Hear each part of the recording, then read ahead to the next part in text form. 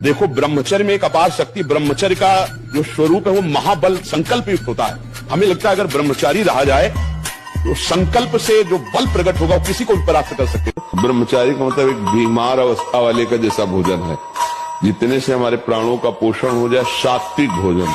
अब होटलों का भोजन खावे, खूब मिठाइयां खावे, सोचे ब्रह्मचारी रह जाए तो असंभव है। हाँ, मीठा आदि कभी थोड़ा लघु मात्रा में, खटाई तो बिल्कुल त्याज्य है, बासी अन्न त्याज्य है, अपवित्र स्थिति में बनाए गए अन्न का त्याग है। तब हमारा विचार शुद्ध होगा।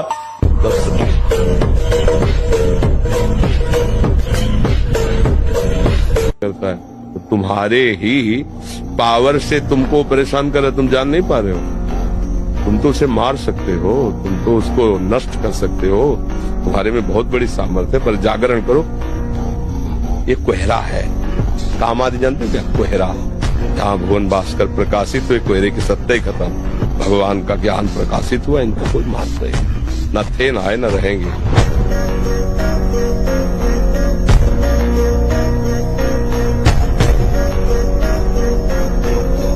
एक साल में आप बदल जाओगे, एक साल चेहरा बदल जाएगा, जीवन बदल जाएगा। हमारी बात मानो, 4 बजे उठ करके शौच स्नान करके यदि 20 मिनट व्यायाम करोगे रोज, तो आप देखोगे वरदान की तरह काम करेगा। दवा कोई वर्जिश से बेहतर नहीं, नुक्शा है कम खर्च, बाला नसेन शक्ति बढ़े, फुर्तील है, चोट न अधिक पिराए, अन्न पचे चंगा रहे। आज से बंद, एकदम एकदम बंद। बोल, ये ऐसे खेल है कि ये न सोचो कि हम 100 से 90 छोड़ चुके, 10 बचे, वो 10 1000 में पहुंचा देंगे, 1 मिनट में पहुंचा देंगे। ये ऐसा खेल नहीं, इसलिए बंद, आज से बंद। बोलो, आज से बंद। आपके बल जब प्राण त्याग, हाँ, जब प्राण त्यागने के लिए तुम बात कर रहे हो तो विषय त्यागने की क्या बात आती? दिखाओ बहादुरी। अब हमारी आज्ञा का पालन। आज से कभी भी गलत चीजें ये नहीं देखोगे।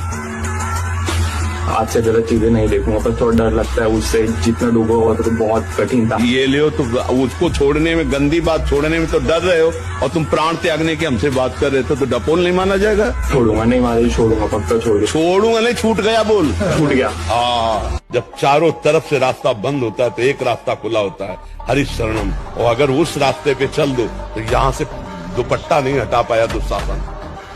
जब तक और भरोसा रखा तब तक खिंचता रहा, और जब सब भरोसा बंद होकर एकमात्र कृष्ण, तो यहीं चीर बनकर लिपट गए और अंबर लग गया साड़ी का, और यहाँ से दुपट्टा नहीं हटा पाया। तो जिस समय चारों तरफ विपत्ति हो, उस समय दृष्टि श्री कृष्ण पे हो, तो संपत्ति कोई विपत्ति नहीं। ब्रह्मचर्य का नाश वीर का नाश, जीवन का नाश है। ब्रह्मचर्य अगर सही है, आपने किसी तरह इधर उधर, तो ये प्रश्न ही नहीं रहेगा। जिधर दृष्टि डालोगे उधर जय होती चली जाएगी। ब्रह्मचर्य बहुत बड़ा वरदान है, ये लोग समझ नहीं रहे। सबसे प्रार्थना करते, खिलवाड़ मत करो, सुख के नाम पे तुम्हें बर्बाद किया जा रहा है। ये मन तुम्हारा तुम्हें सुख का प्रलोभन देके तुमको नष्ट करके अपने अधीन कर रहा है। अभ्यास गलत किया है, कोई भी देवता तुम्हें नहीं बचा सकता।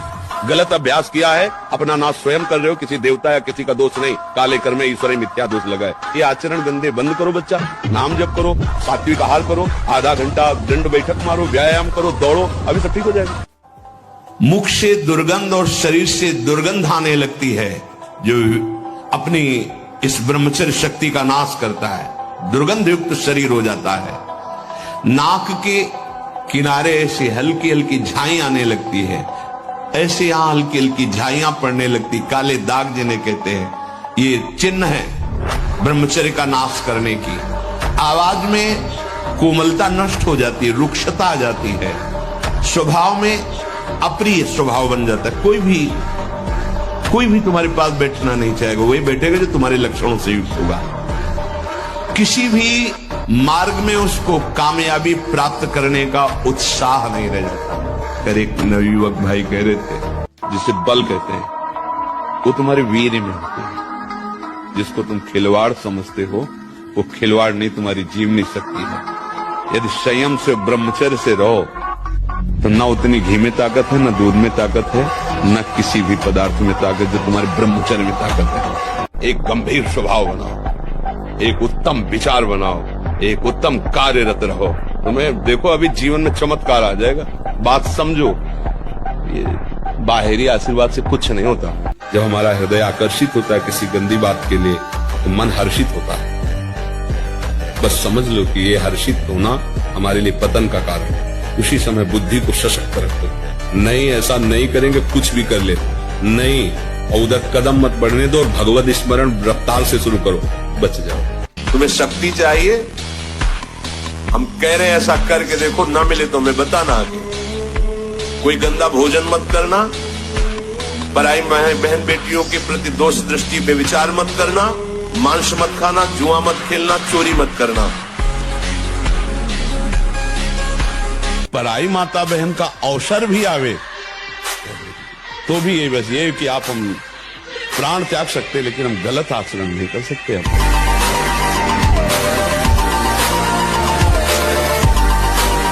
आप सब कुछ कर सकते हैं, मतलब यही सबको भूल है कि ये तो किसी किसी के भाग्य में लिखा होता। कुछ नहीं, तुम जो चाहो अपना भाग्य बदल सकते हो।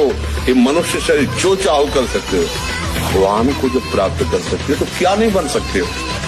नाम जप करो, अच्छे आचरण करो, अच्छा भोजन करो, व्यायाम करो।